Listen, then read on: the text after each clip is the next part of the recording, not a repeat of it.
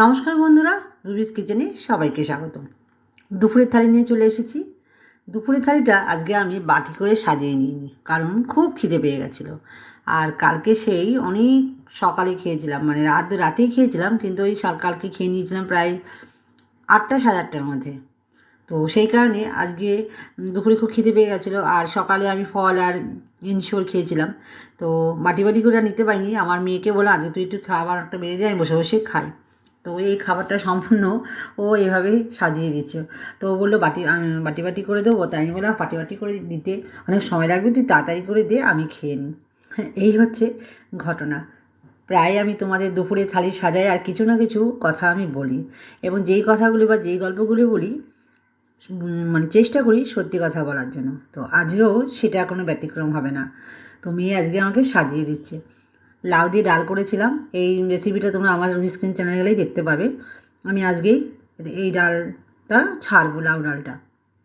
আর নিরামিষ তরকারি করেছিলাম, আর করে নিয়েছিলাম পনির ভাজা আর চাটনি, যেহেতু আজকে শনিবার সেই জন্য।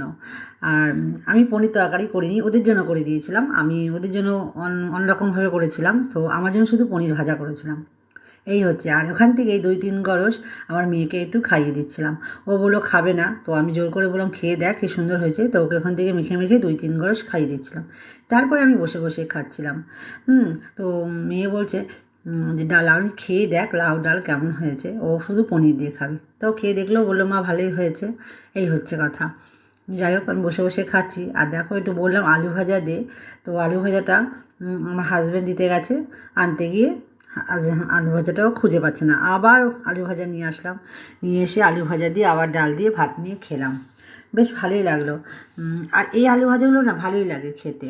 ওদের সবার খাবার হয়ে গেছে, খাওয়া দাওয়া হয়ে গেছে, আমি সবার লাস্টে বসেছি।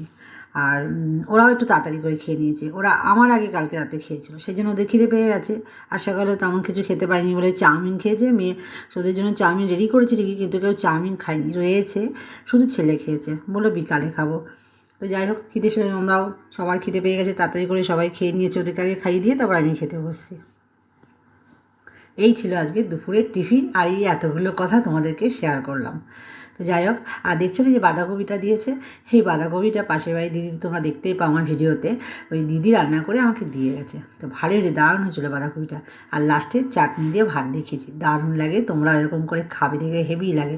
তো যাই হোক, আমার ভিডিওটা কেমন হয়েছে অবশ্যই তোমরা কমেন্ট করে জানাবে, আর পাশে থাকবে সাবস্ক্রাইব করে দিও বন্ধুরা। চলো আজকে এই পর্যন্ত, ভালো থেকো, সুস্থ থেকো।